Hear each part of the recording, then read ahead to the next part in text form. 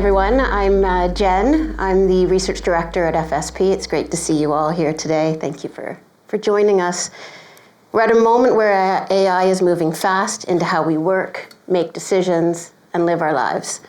But what's easy to miss is this: the relationship with AI is not fixed.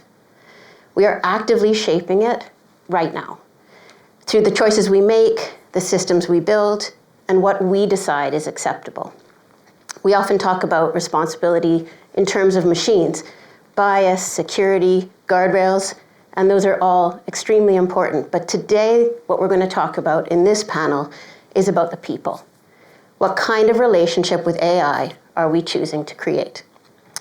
Because people are not perfect, outcomes continue to be unpredictable, and the consequences are uneven. And as Lord John Brown said earlier, and it really struck me, let's not answer tomorrow's problems with yesterday's ideas. So we have the opportunity right now to shape how we build responsible AI. How do we balance responsibility to stakeholders and to employees? How do we solve the problem of one source of truth? And how do we acknowledge how AI redistributes power, interpretation, inclusivity, and what voices we get to hear? We have long been researching the intersection of socioeconomic change and the emerging technology. That's been my work for a long time now. And as every technology begins to embed in our daily lives, we have an opportunity to impact them. It's so fast between the moment when we see that opportunity and then when it's embedded and how it is. And this is the moment right now to shape what we want that future to be. So today, this is a conversation about responsibility in the real world. And what I think makes this, there's lots of conversations happening right now around responsible AI. What I think makes this panel different is we have 4 really passionate people who every day are building responsible AI inside the organizations they work for. So we're going to together look at responsible AI through 4 lenses. Systems, how responsibility gets designed in. People, how it is experienced and adopted. Leadership, how decisions get made in uncertainty. And society, what we choose to use AI for and why we make those decisions. Responsible AI isn't something you build once. It's something that continuously evolves through choices, trade-offs, and our real-world impact. So on that note, let me introduce you to our panel members and bring each one up in turn, and then we'll get talking. We start with Lesley Pink, Senior AI and Digital Leader at the UK Home Office.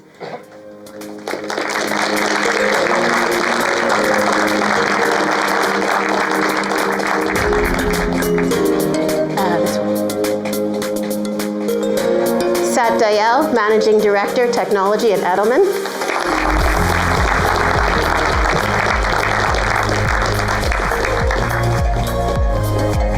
Kirstine, Chief AI Officer at the Met Office.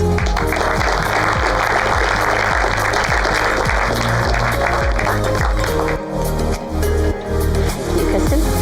And Christophe, Director, Data and Identity at the Home Office.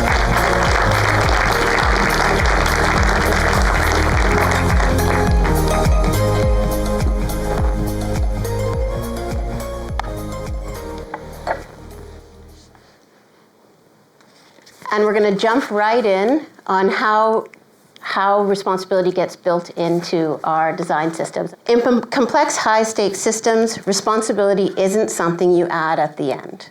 It's something you need to get right at the outset. From your perspective, what does it mean to build responsibility into a system? I think what it means, and I was just listening to the back end of that, is building responsibility in the system is, at the moment, with a lot of our AI deployments, building responsibility into your organization. And the more I've kind of gone around some of this, I've ended up thinking there are some really, really simple things that I need to do, like accountability. Who is the individual who's going to be making choices around the things that we're building, the things that we're giving them, the tools that we're providing to them? The transparency around that, which is kind of keeps that accountability really on point, and then the assurance. And the reason I come to the sort of the assurance last, but that is where we build it in, is especially for leaders or individuals having to make choices about a tool or an implementation and a particular solution. I kind of want them to feel the heat, the joy of making some amazing service or improvement to the public, but I want them to also feel the heat of going, hang about, I've got to get this right. I'm the person who at the end of the day is accountable for this service. And I then want to wrap them around with a whole bunch of love. And the love is going to come from a technical expert, from a cybersecurity lead, from a data analyst or an evaluation person who's going to support that individual in making a kind of really good set of choices. Because as to earlier conversation, a lot of people are stumbling around, and actually the people who are providing that advice often aren't quite sure what it is. So I think when we're talking about what does it mean to build kind of responsibility, and it means, I think, about assisting the people who are making the decisions and the choices, and assisting the people around them to kind of provide the love and support, but ultimately making sure the organisation feels a responsibility. Kirstine, do you want to add to that around responsible forecasting in your experience? Okay, I think I'm going to have to take a step back. So, in the beginning. So, the Met Office was founded in 1854 by Vice Admiral Fitzroy, who was captain of the Beagle and took Darwin off on his adventures. And since then, we've been forecasting the weather for the UK and feeding into the global system of forecasts as well. And it's been getting gradually better and better. So in 1922, we started doing physics-based forecasting. And since then, there's been more data coming online as satellites have been put in space. The models have become increasingly sophisticated. So we've understood more about like cloud parameterization or how rain forms. And we've also had increasing compute. So these three factors have meant that these forecasts get better and better and better. And now they're good. The UK Met Office is consistently in the top 2 weather forecasting services in the world, so UK citizens should be proud of the weather service, okay? 92.5, yeah, woo! 92.5% of our next day temperature forecasts are accurate within 2 degrees. So why am I telling you this, other than the fact that I'm incredibly proud to work for the Met Office? I'm telling you this so that you can see that there is provenance and history that underpins the situation where people now trust our forecasts to make really important, critical decisions about lives and livelihoods. And we don't take that for granted. We're constantly looking for ways to improve the forecast, but we absolutely need to make sure that we don't erode trust because people are making really important decisions, like whether they're going to open Heathrow. This is not just about whether you put the washing on the line, whether you open Heathrow, where aircrafts are landing, what's going to be happening in the channel in terms of channel crossings. All of this means that the AI revolution has presented us with enormous opportunities, but we need to be really responsible about how we adopt this new technology. It is unbelievably exciting, but we absolutely need to keep an eye on how do we maintain public trust, because that is what is needed for people to make the vital decisions that they're making. So I'm going to talk forever if you don't stop me. So keep looking to me to do it. I'm not going to do it yet. Well, I'm going to actually go back to Christophe on that point for a moment before I go to Sat, which is that you've talked to me about setting up your leadership training programs and what that means to understand this kind of history, how this works, why that's important. So talk a little bit about why that's important. I mean, it talked about the kind of the feeling the heat and also the accountability. So like a lot of our leaders kind of sort of thought they knew a bit and came with bits and bobs of knowledge, but also kind of what does it really mean to have a responsibility for these things? So we set up and tried a helpfully titled Adopt an Algorithm program for our Directors General. We tested it out on 3 of them. And broadly, we were kind of saying that you need to think about those early stages. What does it look like? And very influenced by the ML sort of paradigm, it must be said. It's sort of evolved a bit. But what does it mean to train the algorithm? What does it mean to bring it in its early birth? And we would put them in front of a team of people who had to do that. And they would then learn from them, what is the but leadership behavior that you need to exhibit to be able to do that. And then we said, well, hang about, there's also the phase of, trialing it and testing it, the adolescence, and you can see the journey here. And we took them much more closely to kind of the trials, the evaluations people, what is the information you need to be able to be confident that this thing is doing the thing that you want. And then the last phase was maturity. So you're running a system, you're responsible for something with AI in it. And a lot of that is influenced by the ML kind of paradigm. That's sort of changing a little bit, but actually the fundamentals of it haven't really changed. But we're dealing with hundreds of thousands of lives, individual experiences in a small frame, but millions of people's decisions, which have a huge impact. And so making sure you kind of get that right and thinking about what you're doing with those systems is kind of been a really key part of that. And as I say, it's about offering that support, the accountability, but also the support that gets wrapped around individuals. And an interesting point is we can talk about responsibility. We've got to get those decisions right.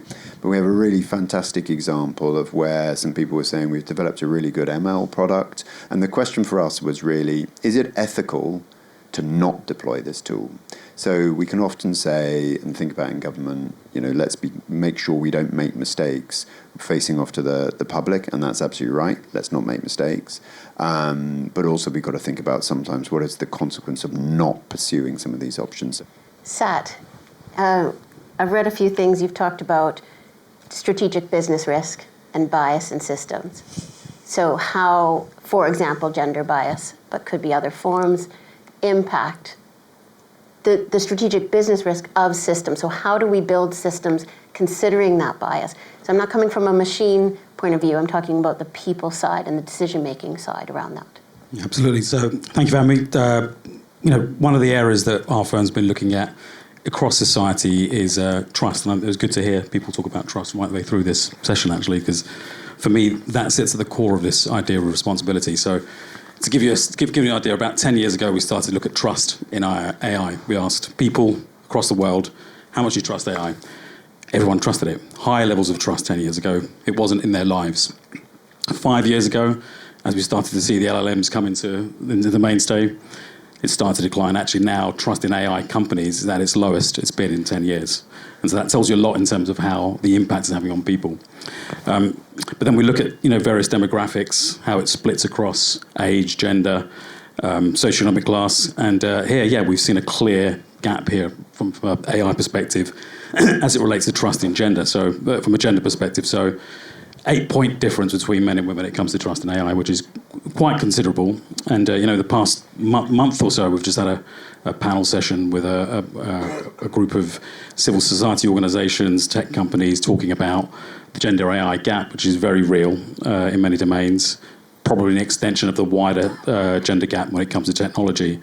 And I think when you're architecting what I call this very deeply personal software into an organisation, and you're thinking about the demographics in your organisation, the challenge is you're at risk of really creating further divides within the use of the technology and within the systems that you have already. So we know that there are challenges when it comes to senior leadership roles, and when it comes to gender. The risk here is that from an AI perspective, it could further advance that. We know there are challenges when it comes to ethnicity, when it comes to religion. It could further divide that. So I think what it's exposing right now is some of those fault lines within an organisation, and it could continue to amplify it. And I come back to this thing, we talked about this before, the example of Amazon a few years ago released a tool to identify how they could improve bias or reduce bias in their hiring practices.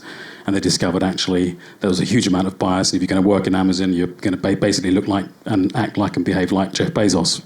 So they got rid of the tool. And I thought, well, actually, that's obviously perhaps a good thing. But equally, I thought, well, actually, there's a huge opportunity there to understand what bias looks like in your organisation and then start to solve for it when you start to bring this technology in. So I think, yes, there's a risk, but there's a huge opportunity too. So if we shift the lens to the workforce, AI doesn't get adopted by organizations, it gets adopted by the people. Lesley, you've had first-hand experience of that adoption. You've talked about the need for organizational readiness and what that looks like. It's in common with many other government departments. So we're all about public protection. This is what we do. We protect the lives of literally millions of people. So the idea that we could introduce AI and that somehow that wasn't going to be a threat was not something that anyone had even thought about. And this was it. It was all about the threat.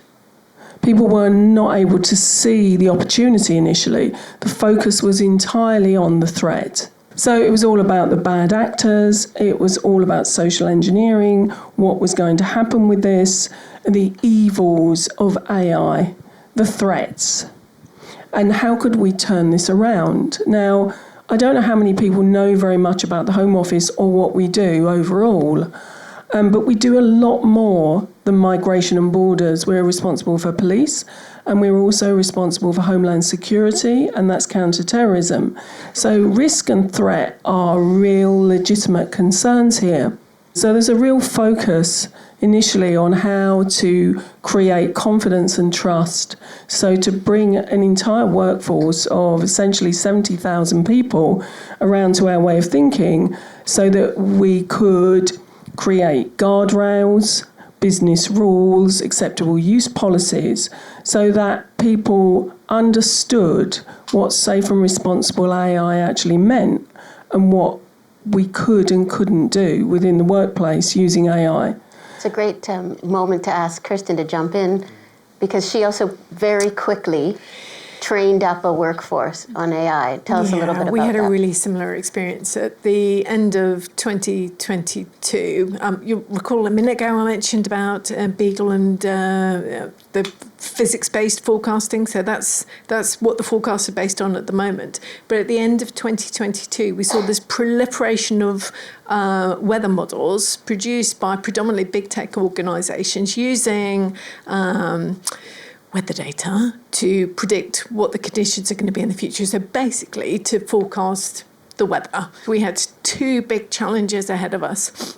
The first was we needed to raise the ceiling. We needed to get really focused teams to move fast and to develop a machine learning model for weather prediction that was from the UK Met Office, and we did that with the Alan Turing Institute. So we had to raise the ceiling, but we also had to raise the floor. So we had to raise base level understanding and acceptance to help all Met Office staff move from concerned to curious and from curious to confident. So we launched this transformational change program called the AI for Everyone program, and it literally was for everyone. Okay, so we've adopted AI, let's say that. Sat, tell me about your thinking around your concept of collaborative AI. Talk about what it means to work with AI once we've covered these two places where you've brought it in and you've made it make sense for the organization. So I was born of a real life situation where I felt, maybe others are here, where I'm having a conversation over email, but I feel like I'm having a conversation with AI. And it's because the person at the other end was using or responding to what I said based on putting it through their LLM and giving me a response. Now, that started off and it felt uncomfortable for, I think, both of us, actually. And there was a client involved, and there's a three-way conversation happening here, actually. Felt a little bit uncomfortable. It's a really good answer. It's a better answer than I've ever had before. Why it's so efficient? Why is this? Why we all felt stop making it sound like AI as well. So it's like, well, actually, I thought that's a really good point for us to think about what collaboration means and how we can mediated collaboration through AI. Because actually, there's a lot that can be done through the LLMs, from my perspective, to start to look at some of the, I think Chris talks about earlier on, traits that people have when it comes to the way that we communicate, the way we behave in organisation, which are where all the tensions exist, actually. So, in an organisation like ours, where collaboration is core, different departments coming together, different characters, different styles, having to work together, and also all that neurodiversity, how do we ensure that we reduce the tension to get the work out of the door? So for me, really, I started to see how collaboration through the AI was increasing. So we're encouraging that across our business, that people to start putting their communication through the lens of AI.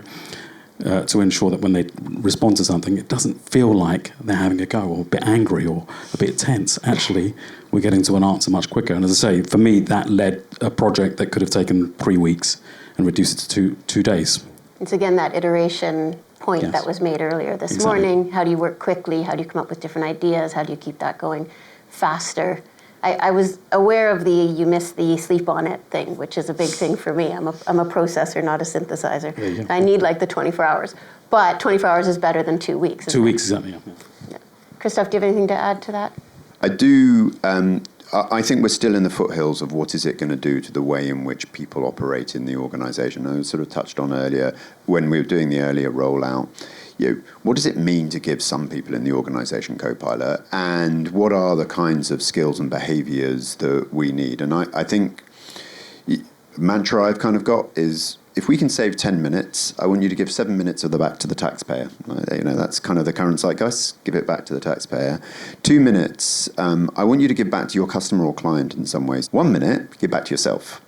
And learn something and think about how we use the time. And I think for me, a lot of that minute is going to have to be about how do we work together? How do we work our processes? How do we improve? You have to find ways of listening to it. Now, that's going to take some really big organizational cultural changes and leadership changes to think about how do you preserve those nuggets when we are automating whole swathes of textual, linguistic business processes, and turning them into a kind of a digitized workflow because we can. We've handed out to an agent. And we're in the foothills, and I think we're all going to be part of that journey. And there's some really exciting scenarios that come out of that. I think there are some that are going to look probably much less satisfying. And let's be honest, it's going to be on top of. And there are going to be fewer people working in your organisation doing the same thing that they were doing last year. There may be some similar groups of people doing something completely different. And that's going to be a huge change over the next 5 or so years. Maybe a bit longer because of... Well, that question of where not just the human, but the human interaction.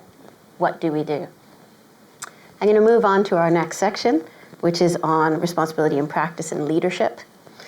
And I'm going to start with SAT. So beyond productivity, what is AI doing to our sense of value? So how do we lead and think about our sense of value? Yeah, I think I come back to the trust data. Actually, when we started to look at it a couple of years ago, ran a survey to understand the pace. I mean, we're seeing a lot of challenges in terms of the rate and pace of innovation and people feeling left behind. And so we explored a little bit more into AI and the things that people really, were concerned about as it relates to the adoption. We expected job displacement to be number one. Actually, it was number one was privacy. People were really worried about privacy. Number two was what it meant to be human, or what it meant to be valued as a human being. So the idea that actually the arrival of this technology was really challenging our idea of being a human being. And I thought that was quite fundamental in terms of how we think about the deployment. And we've done joint studies before in the past for clients as well, where we looked at the role of embedding values in the way in which technologies are deployed. So what are the organizational values that we subscribe to? How do individuals themselves associate with these values, and then what does it mean for us to then ensure that when a technology is implemented or deployed, that it's encoded into the way that transformation takes place. And I unfortunately don't see enough of that. I think we lean in with a bit more about the what and the how, but not the who in the impact that technologies have. So I think for me there is a real call to action here to start with a benchmark of where people sit as it relates to their values in terms of what they think is important in their work, in their role, in their job, in their function, and then layer over an understanding of that across the organisation to ensure that, as I say, when we start to put the technology in people's hands, and I think conflict, you mentioned earlier on, and tension, I think they're important parts of how we come to ideas, but also there are also aspects of tensions which are just unnecessary and wasteful, right? So that's the part I think where we start to kind of unravel. And a lot of it is about identity as well. My role and my purpose in my organisation. I think someone talked about purpose earlier on. This is having a real impact on that as well. So I think start to really think about what the individual concerns are, how that ladders up to identity, and then start to map an approach from that. I'm going to skip to I'm going to take that value conversation and ask Christophe about risk proportionality. So where those values come in when you're making decisions about, and you mentioned this a little bit earlier as well, to deploy or not to deploy, and what that risk factor is. Yeah, so public service, we're very kind of, in principle, very driven by the public service. The mission is really golden, and you never come in and think, oh gosh, why am I doing this job? You might think, why am I doing it this way, or various other things, but you know that the purpose, whether you agree with it or not, have the kind of sort of democratic sort of drive to it. So we're kind of blessed in a sense with that. But of course, we've got organisational and personal values that are again laid on top of that, and you have to kind of every single day, and we're not gone to AI at all here. You're thinking about, what's my personal role? What is my behaviour to others? What kind of environment do I want to be creating? And that will vary across the organisation. And just picking up on Lesley's point, this is where I get to the risk proportionality. We will have to make very, very different sets of judgments in different scenarios. So risk proportionality, when we're thinking about AI deployments, again, goes back to the kind of leadership questions. Someone has to understand the choices they're making. Someone has to say, what level of assurance, what level of mitigations do I need to put in place to make sure that I feel comfortable deploying this thing, this tool, this solution in this particular context?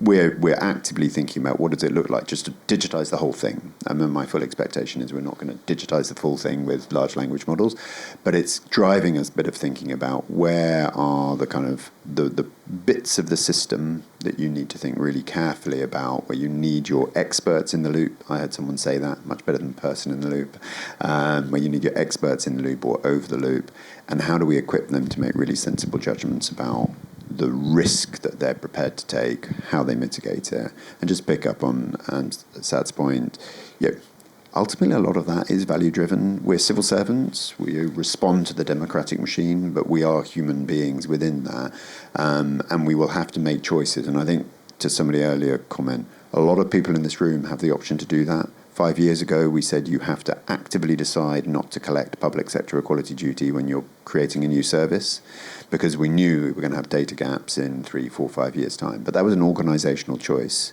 and it was driven in part by many of the varied and diverse people we have in the organisation in saying, well, hang about, it matters to us that we think about bias and discrimination.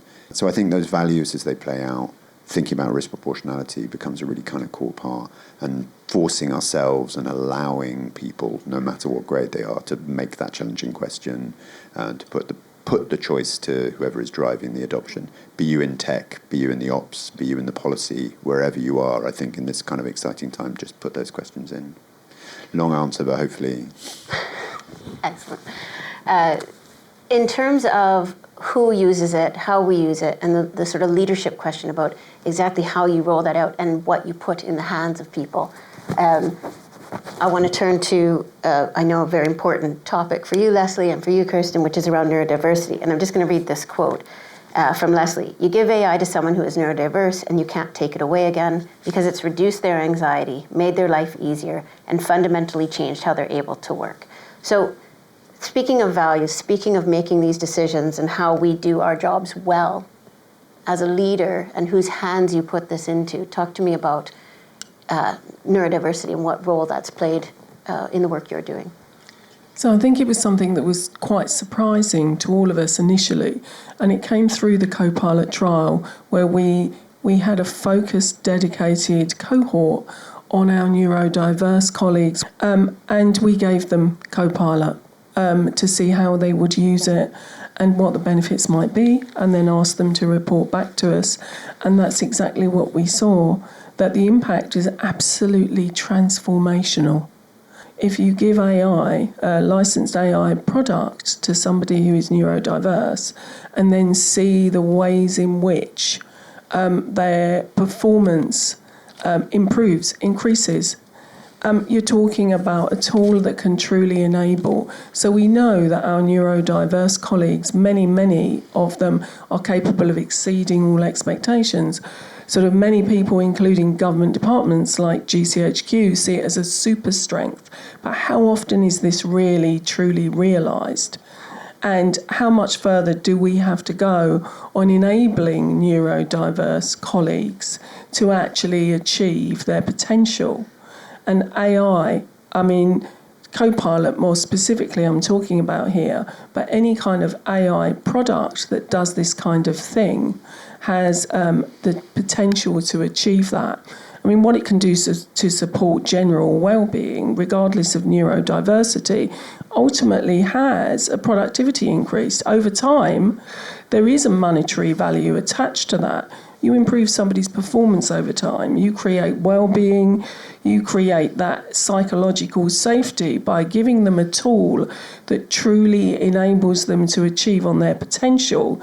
Ultimately, you create productivity increase and monetary value. Kirstine, want to add to that? I think I'm just going to broaden up the diversity angle there. So I think a diverse workforce is critically important, probably never more so than right now. Diversity, not only is it ethical, but it increases productivity, financial performance, recruitment and retention. It's a much better workplace. But the really compelling argument for me, apart from the ethics, obviously, the really compelling argument for me is that a diverse workforce is more innovative. And my God, we've never need innovation more than we do at the moment. AI has the potential to help us solve some of the really big societal challenges, such as climate change, energy security, food security, water security, some of the things we've heard about earlier on in earlier panels. But for those ideas to come up, we need innovations. You need that diversity to stimulate innovation. And certain things like, so I do quite a lot of work on gender diversity, because in technology, only 1 in 5 of the tech workforce are women. So, eagle-eyed among you will have spotted I'm a middle-aged woman, unusual on both counts in technology. That's not okay. We need to have a better representation across all of the dimensions of diversity, including neurodiversity, but also race, age, gender, etc. So let's move on to the last section, which is about broader social impact. And this one is a quick round. I want everyone to give me a few words on what you think. So recent research from Anthropic shows that we are not using even a small amount of the potential brain power of AI. And I read this really interesting article that said that actually allows us to be more human, because we can if we really access this, we're going to let it do that work, and we're going to do the really human pieces of understanding where we can use it best, right? And how we can use it best. So we talk a lot about AI can do, but how do we choose to use it, and what kind of social impact might we be able to use it for? So we've talked about workforce, we've talked about leadership, we've talked about the system itself, but how about broader social impact and the potential there? Who would like to start? Go on, I'll have a go. Go ahead for AI for good. As always. So I think one of the really exciting things about AI is the way that we can use it to start to tackle climate change. Obviously, I work for the Met Office, we do weather, but we also do climate modelling as well. And 2 big areas there are that AI can be used to reduce our carbon emissions, so like the rate with which we're causing the climate to change. And you can do that by using AI for optimizing routes for aircraft, or for optimizing energy uses through demand and supply modelling, and lots of other things. There's lots of ways you can use it to reduce it. But then the bit that the Met Office is working on is we're looking at how can you use AI to get the information to the spatial resolution that you need to make a decision, which is so exciting. This is called downscaling, and it's getting information from, say, 25 kilometre resolution down to 100 metre resolution. So it's making the information really accessible and pertinent to individuals. What does this mean for my village where I live? And that drives decisions. Now, that is computationally crazy expensive if you use physics-based models, but if you use AI models, it's a fraction of the cost. And that means that we can democratise or ubiquitise this climate information so that we'll drive behaviour and hopefully try and reduce the impact that humans are having on the planet. In terms of that point about your local impact, Sat, I'm going to give it to you because you talk about community impact. I do, yeah. Well, I'm going to take it a step back, if that's okay. I'll be like you. But, one of the things we've seen in our trust data is that right now, globally, there is 6 in 10 people hold grievance towards the institutions that govern society or run society, business, government, NGOs, the media. So it's a high state of grievance that this AI is entering right now. And what we've seen since then is that the continued insularity in society is that people are turning more inward, people are turning more local because they're not necessarily seeing the value of globalization, let's say. So for me, it's like, in some respects, it seems like a negative thing, but I think if people are looking a bit more in their proximity at the challenges that they're seeing and how we can start to resolve them, I think you look in community, right? And I think it was great to see the charity up there, the hospice there, and the impact we're going to hopefully, when we get the QR code, have there. But I think, right in the communities, I represent a local youth club, St Andrews, just around the corner here. An absolute central focus for the Westminster community, really makes a difference to young people in the area and therefore the neighbourhood itself and therefore the community in the neighbourhood itself. To get funding, and I think you would have heard that you've got to apply multiple different sources, multiple different funds. 1-2 people in the fundraising team in a very small charity don't have the bandwidth to do all of that straight away there. AI can make a huge impact in terms of helping them apply, write these grants 1,000 times. That's just a small, example of it. Hopefully I'm starting to work with them to ensure they can deploy it in the right way. But I think it's just looking at those smaller areas where it can have a huge impact on the local community. Just by deploying these tools, I think it can make a real difference, and from the ground up, let's say. Christophe, last word on this? Appeal to the audience again. If we can use generative AI tools broadly to digitize a kind of whole swathe of business processes that were kind of, text, word heavy or image heavy, and then kind of use simplification or different tools, fundamentally it's a choice. Because we'll get potentially a productivity improvement, and we can just bank that all and just say, right, okay, we're going to have fewer people and we're going to give you the same plain vanilla service that we used to give you before. Or from a kind of government perspective, we're going to say we're going to take some of that kind of productivity gain and we're either going to improve the service that we give to you, perhaps by a human, going back to some of our kind of really interesting cases. Or we can start genuinely bespoking some of the service and dealing with some of the tricky edge cases that are the things, the individual calling up at the moment when they are most exposed. And DWP have done a really good machine learning application with a bit of Gen AI as well, where they were getting hundreds of thousands of emails or letters, and they used that to identify the ones where individuals were most at risk and vulnerable and needed some kind of loan get them over the weekend because their benefits are being cut. And that was a choice both by the organisation and by the individuals working on it. So I think we've got lots of really important moments about what you can do with the benefits of these, but I genuinely think they're choices.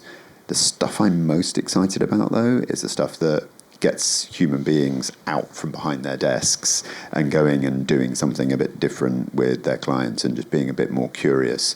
An Antonio Romeo priority for those who've watched these things. But I do think it was mentioned earlier, I do think kind of unlocking the curiosity of human beings is one of the really interesting things to go and deal with climate change or whatever else it may be.